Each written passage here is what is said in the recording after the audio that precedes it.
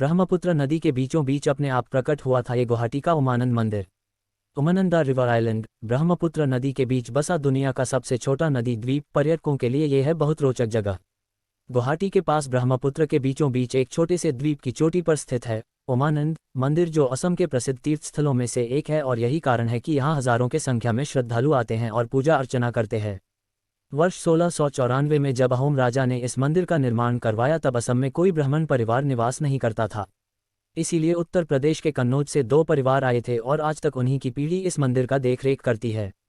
मंदिर का नियम था कि पहाड़ पर किसी भी पुजारी का परिवार नहीं रहेगा और आज भी इस नियम का पालन किया जाता है। आज भी इस मंदिर में कुल 16 पुजारी हैं और सभी के परिवार यहाँ से 20 किलोमीटर दूर चांगसारी में रहता है।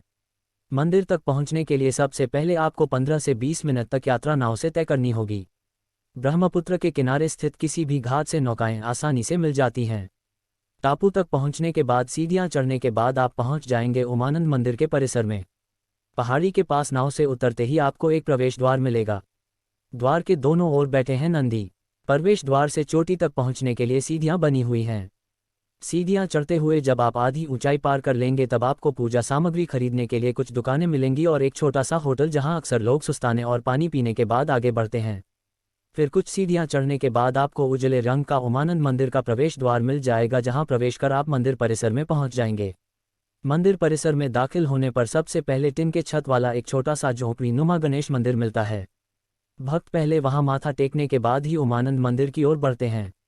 उमानंद मंदिर में दाखिल होते ही मुख्य गर्भगृह से सटे एक बड़े हॉल के बीचों बीच विराजमान है ब्रह्मा और विष्णु।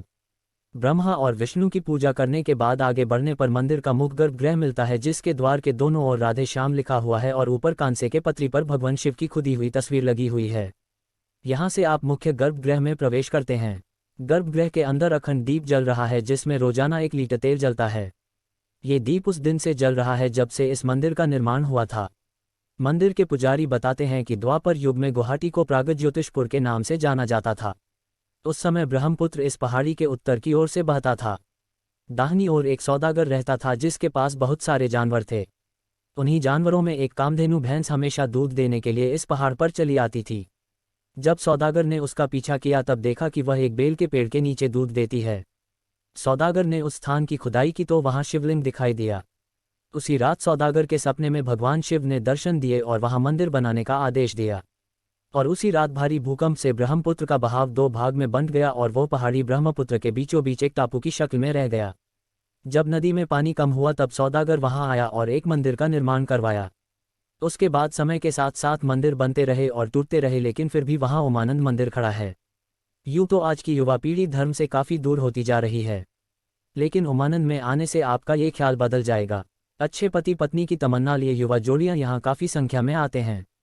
कहा जाता है कि इस दिन मांगने वालों की हर मनोकामना भोले बाबा पूरी करते हैं। इस छोटे से नदी द्वीप को कई नामों से जाना जाता है और उनमें से कुछ की बहुत ही रोचक कहानी है। क्या आपने कभी उमानंद द्वीप का नाम सुना है? जी हाँ, ये दुनिया का सबसे छोटा बसा हुआ द्वीप है और यह कहीं और नहीं बल्कि अपने देश भारत में ही स्थित है।